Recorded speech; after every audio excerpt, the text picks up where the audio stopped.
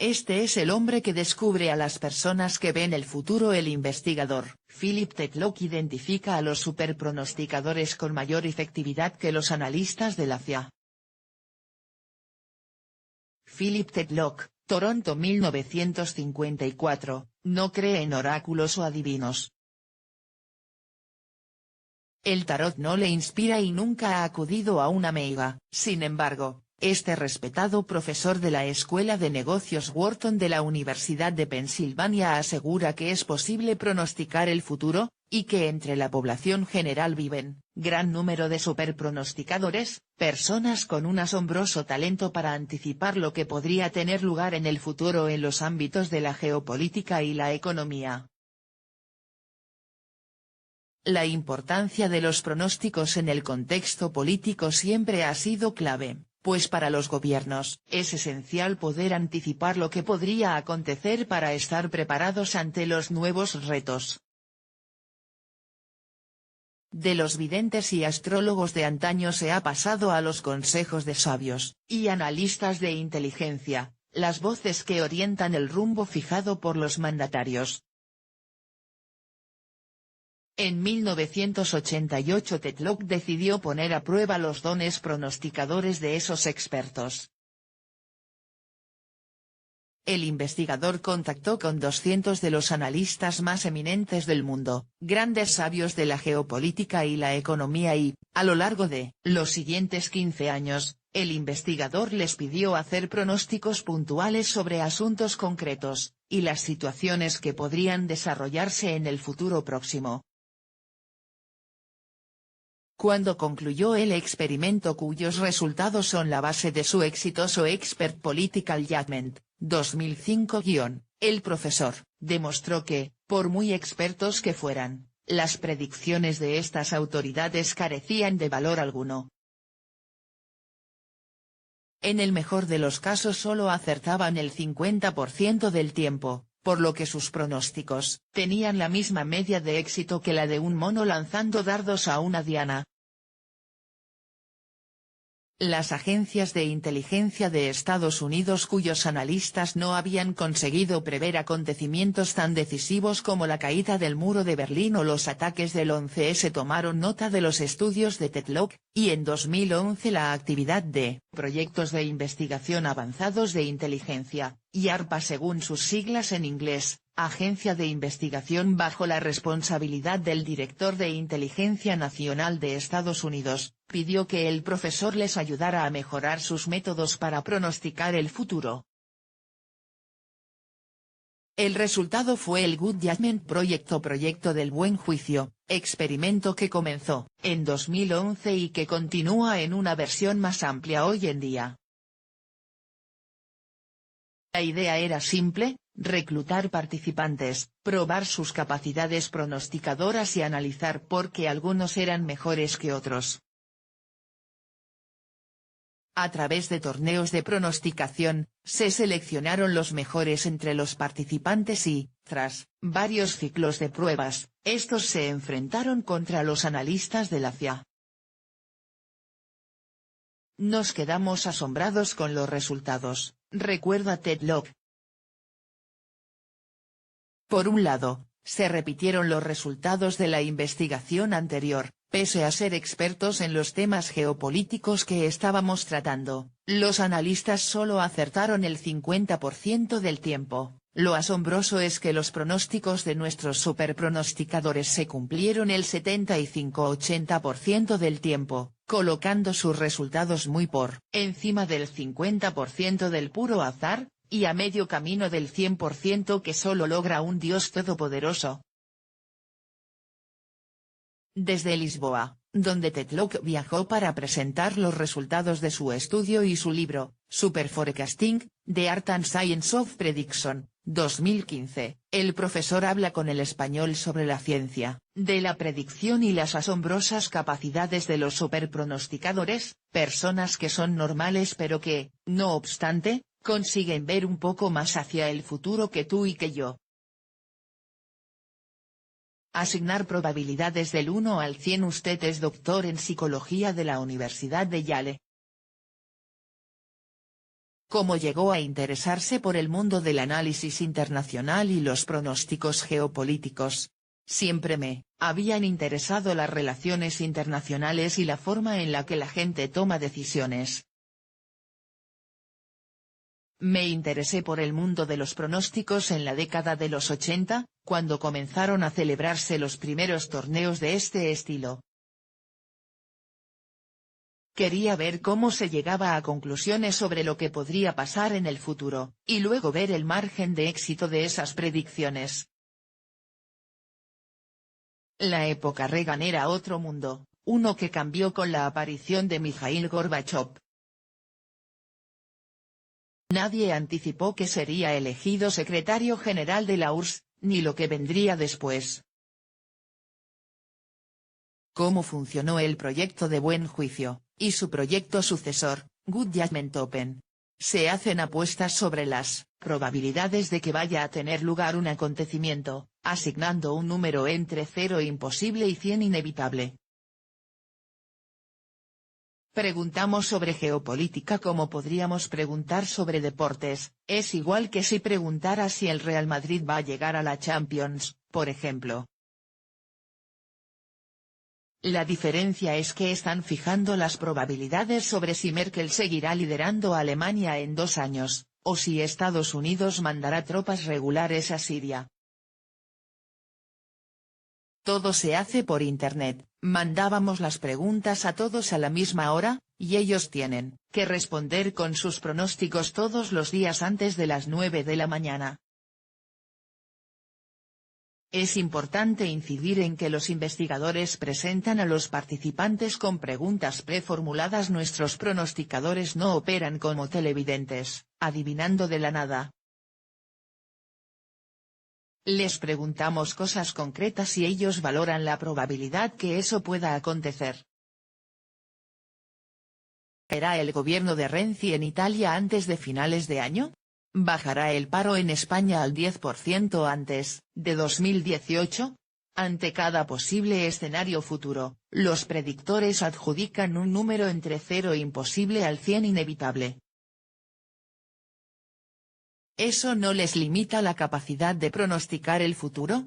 En efecto, es una parte del proceso que todavía tenemos que refinar, pues muchas veces no hemos aprovechado su capacidad predictiva al hacerles preguntas muy específicas. ¿Cuántas personas participaron en el experimento original? Al final más de 20.000 personas. Entre ellos identificamos unos 250 superpronosticadores. ¿Cómo son los superpronosticadores? ¿Cuáles son las características de un superpronosticador? Los superpronosticadores tienen mentes mucho más abiertas que los analistas, por ejemplo, no tienden grandes teorías que insisten en defender, no les importa interactuar con conceptos nuevos. Tienden a ser personas escépticas que no tienen problema con cuestionar sus puntos de vista socráticamente. Tampoco tienen problema con adoptar ideas desarrolladas por personas con filosofías contrarias a las suyas si juzgan que esas personas tienen razón en ese asunto en concreto. ¿Cómo identificaron a los superpronosticadores en este proyecto? El proyecto daba puntos según tus predicciones. Cuanto más alta la probabilidad que asignabas a un posible acontecimiento, más puntos ganabas. Esto podría crear la tentación para siempre hacer predicciones extremas, pero perdías muchísimos puntos si la predicción era errónea. Los superpronosticadores destacaban por mostrarse afirmativos de manera justificada, no se lanzaban sin tener motivos para ser tan decisivos. Son gente que probablemente serían muy buena jugando al póker, pues sabían calibrar muy bien. Al final la geopolítica es muy parecida al póker, con la diferencia de que en las relaciones internacionales hay mucho más ruido. ¿Había algún factor común entre ellos a nivel de educación u origen social? ¿Son mayoritariamente de alguna franja de edad, raza, género? Son de todos los orígenes y razas imaginables, sin pertenecer a una clase económica particular. Son personas extremadamente inteligentes, pero no todos tienen estudios superiores. Más que nada, destacan por la manera en la que piensan, pues todos demuestran enorme curiosidad por el mundo que les rodea. Los que participaron en nuestro proyecto tendían a ser hombres de hasta 30 años o mayores de 50 años, pero concluimos que eso era porque las personas de entre 30 y 50 años tenían menos tiempo para participar en este tipo de estudios, y que las mujeres faltaban por los mismos motivos, falta de tiempo al intentar equilibrar la familia y las obligaciones profesionales. El experimento tuvo lugar por Internet. ¿Los participantes llegaron a conocerse en persona alguna vez? Sí, una vez al año celebramos una cumbre de superpronosticadores. Ahí es donde se veía la enorme diversidad. Una de nuestros mejores predictores es una farmacéutica de Maryland, pero también era muy bueno un pintor de Nueva York, que a la vez que participaba en el proyecto estaba escribiendo una biografía sobre el urbanista Robert Moses. Teníamos a gente desempleada, a jubilados, también a trabajadores de IBM, y algún que otro broker de Wall Street. Colectivamente el único factor común era que cuando hablabas con ellos individualmente te dabas cuenta de que estabas ante una persona muy inteligente, con enorme curiosidad. ¿Cuáles fueron algunos de sus pronósticos más sorprendentes? Cuando todo Dios hablaba de la salida de Grecia de la eurozona y los mercados financieros, pensaban que había una probabilidad del 50% de que se produciría el Brexit, los superpronosticadores asignaron una probabilidad baja, del 20%, al asunto. Anticiparon la caída del gobierno de Mohamed Morsi a través de un golpe de Estado en Egipto y la invasión rusa de Ucrania. En ese caso fallaron los investigadores al solo preguntar sobre Ucrania y no sobre Crimea. Estoy convencido de que habrían pronosticado la anexión de la península por parte de Rusia. ¿Predijeron las victorias del Brexit y Trump en Estados Unidos? Parcialmente. El Brexit no formó parte del estudio, y con el caso de las elecciones, ellos asignaron una probabilidad del 70% a la victoria de Hillary Clinton. Coincidieron con los mejores estadistas en este sentido. Por tanto, fijaron la victoria de Clinton como algo más probable, pero para nada descartaron la victoria de Trump que, como hemos visto, ha sido por puntos mínimos en el colegio electoral ya que Clinton ganó el voto popular. Un equipo de superpronosticadores en cada país, ¿qué pronostica para los superpronosticadores de cara al futuro? No me sorprendería que en cuestión de una década la mayoría de las agencias de inteligencia globales recluten grupos similares para hacer sus predicciones. El presidente Obama se interesó mucho por esta iniciativa porque es un hombre al que le gustan los deportes y entiende del mundo de las probabilidades. Tendremos que ver lo que opina el próximo presidente, pero Donald Trump se graduó en la escuela de negocios en la que soy profesor y el mundo de los negocios tiene su lado de apuestas, por lo que tal vez aprecie esta ciencia. En todo caso, un motivo por el cual esta investigación se ha hecho pública pese a haber sido financiada por IARPA es que el gobierno reconoce que sería bueno que otros países adopten este sistema también. Todos nos beneficiamos de un mundo más informado, más capaz de planificar.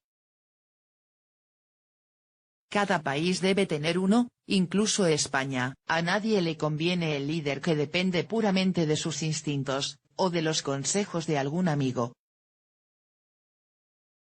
Como mínimo, los superpronosticadores sirven para analizar el margen de éxito de las predicciones de los expertos. ¿Por qué fallan tanto los expertos? Los expertos tienen confianza en lo que afirman. Es normal, han pasado la vida especializándose en algo, se lo creen, y al final terminan asumiendo esas ideas tan a fondo que sus mentes no les dejan ver el gran contexto de una situación o aceptar los factores que no coinciden con esas teorías preestablecidas. Me confesó un alto cargo del gobierno americano que los únicos que anticiparon la caída del muro de Berlín eran unos agentes novatos, que naturalmente fueron ignorados por los altos cargos de la CIA especializados en los asuntos al otro lado de telón de acero. Ahora es fácil mirar atrás y explicar por qué cayó la URSS, pero los únicos que lo vieron venir eran los que lo vieron con ojos completamente nuevos y dijeron, oye, esto es insostenible. La experiencia de los expertos les contamina porque muchas organizaciones te obligan a moldear tu manera de pensar a la de la empresa o agencia. Los superpronosticadores son librepensadores. El auge de los pronosticadores civiles implica el final de los analistas profesionales.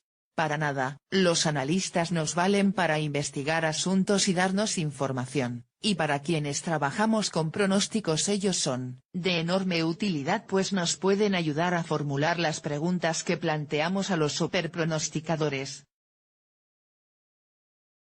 Pero tal vez los analistas se deben limitar a analizar el presente, y no a hacer adivinanzas sobre el futuro.